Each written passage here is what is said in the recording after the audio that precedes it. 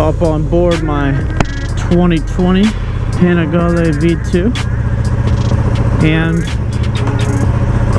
get straight to the topic.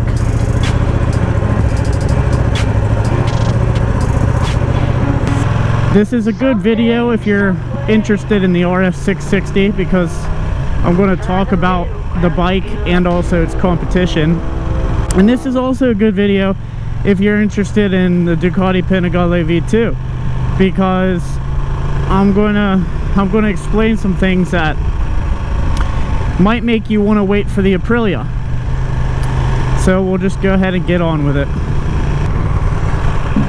So there's no set release date yet for the Aprilia RS660, but what we do have is some of the specs. So supposedly it's going to be around 370 and some change pounds dry, which is about 10 pounds shy of the Panigale V2. And it's going to feature a parallel twin, which is essentially Aprilia's V4 cut in half, literally. They're claiming that the bike will be right around 100 horsepower. And now, in today's market, you know, 100 horsepower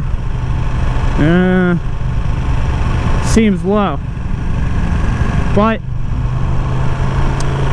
I actually think that it's pretty cool, and this bike has its own little spot in the market because, yeah, it's only 100 horsepower, but get this. Like the Panigale V2, it has a 6-axis IMU that it also takes from its V4 brother, just like the Ducati. And what that means is this bike has technology. It has wheelie control, traction control, lean sensitive ABS, you know, things that the Panigale V2 also has, but it also has cruise control, which is a feature that the V2 is lacking. So that's something interesting because there's no other bikes around that power whatsoever with technology like that. And then, I mean, it's Aprilia, so you could probably safely assume that the suspension is going to be fully adjustable, you know, preload and dampening and whatnot. It also is going to be featuring Brembo brakes, which, you know, not to rag on Japanese bikes, but that's usually a shortcoming of Japanese 600 class bikes, is the brakes definitely usually aren't up to par to these higher end brands. And so it's pretty cool to see a bike with 100 horsepower that's going to feature Brembos. It doesn't have a single-sided swing arm, you know, it's an Aprilia, so that's something that you're losing out compared to the Ducati.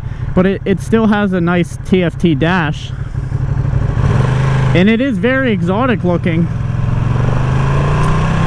I mean, it is exotic, and that's one of the main drawbacks of the Aprilia. There's not a lot of dealerships here in the United States. You know, the closest one to me is over 2 hours away, so that would kind of be an issue if I decided to buy that bike. And that might be an issue for you too, because Ducati dealerships are a lot more prevalent than Aprilia. But that's besides the point. The main topic of the video is the Aprilia. And what's cool about this bike, you know, at 100 horsepower with premium suspension, brakes, and technology, it's going to be a monster. Like, for instance, the Panigale V2 that I'm currently on board, very rarely can I ever get full throttle on this bike.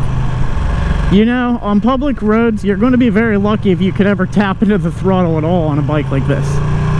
But if you get on a, you know, a smaller 100 horsepower bike, you're going to be able to wind it out more.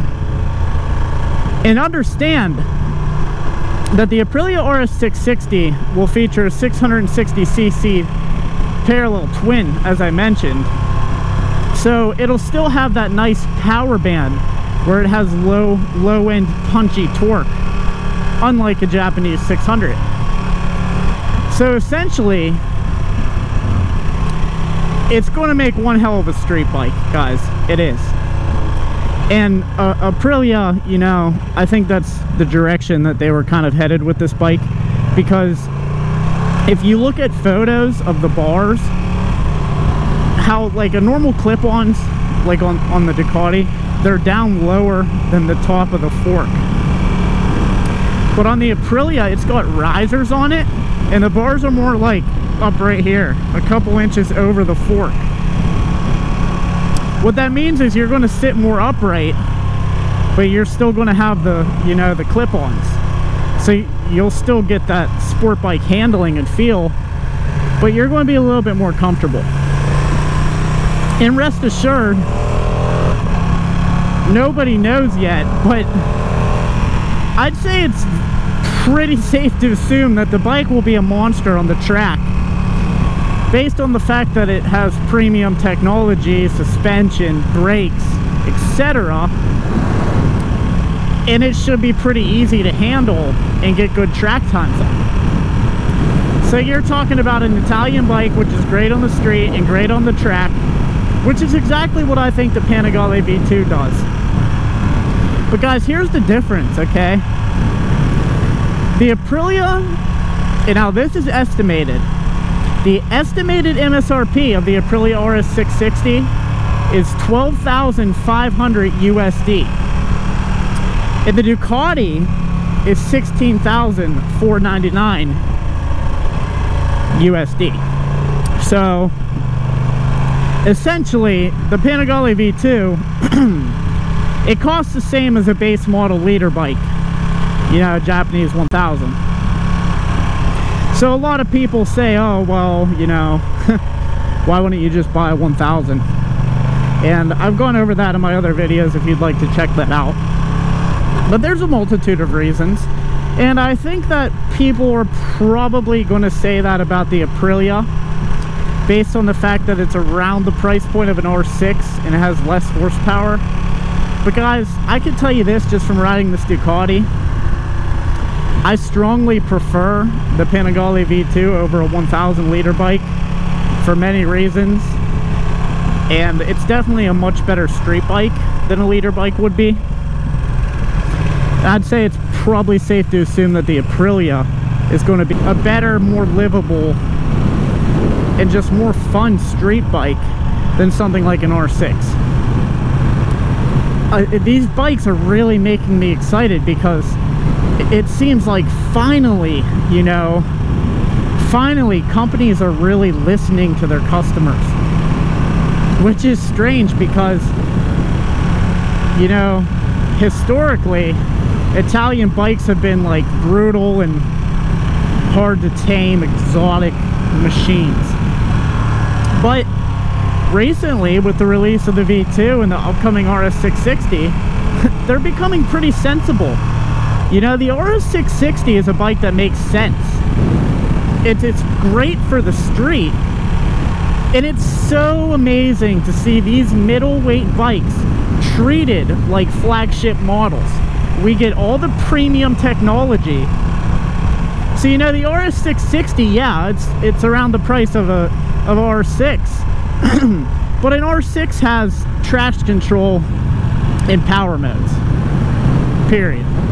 And it's very hunched over. It's very, very racetrack focused. Whereas the Aprilia is comfortable, and, you know, it doesn't have a crazy power band like the R6, so it's got punchier torque, which is great for street riding. And then add to it, not only does it have power modes and traction control, it has wheelie control, lean sensitive ABS, cruise control, a TFT dash, and all the goodies of a premium bike. You know, Brembos, fully adjustable suspension. So yeah, you're dropping 30 horsepower compared to an R6 or, you know, 17.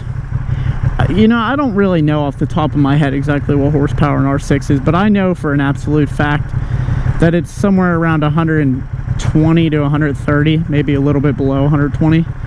So you're dropping some power. But in turn, you're getting all of that technology and rideability and comfort. And I can pretty much guarantee that most riders will be quicker, much quicker, in fact, on the Aprilia than they would be on an R6. Even though the R6 really is a razor-sharp track weapon, don't get me wrong.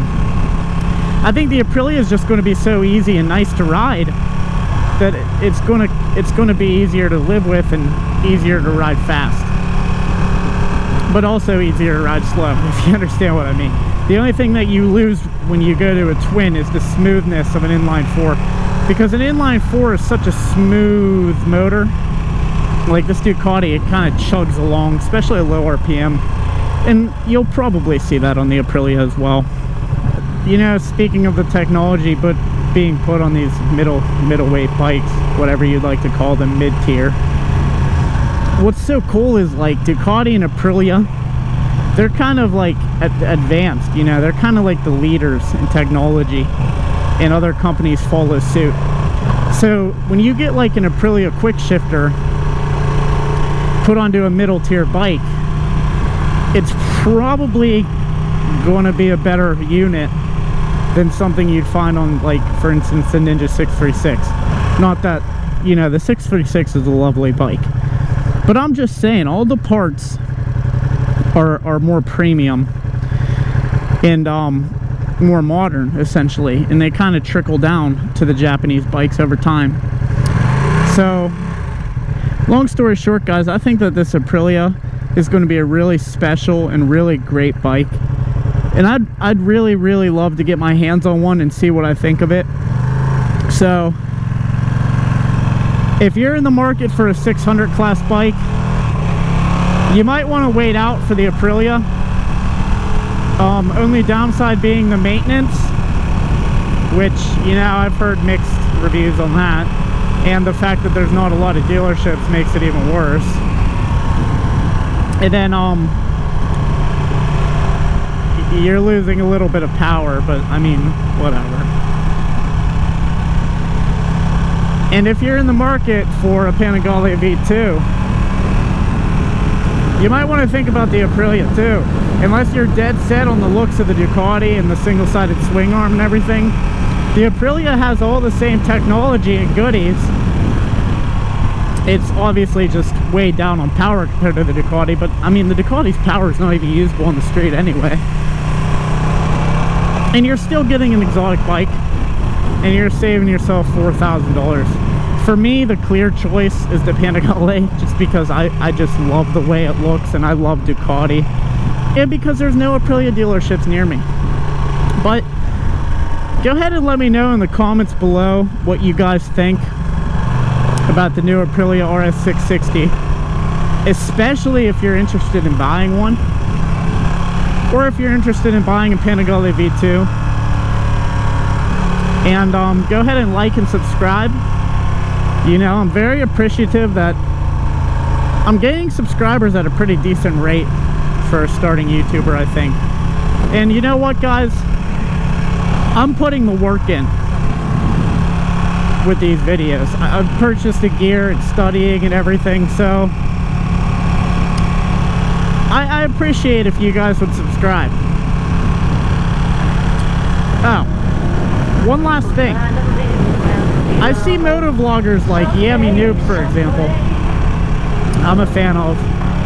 They post videos of bikes, you know, that they don't have, or they don't have access to, and they post images and videos of said bikes.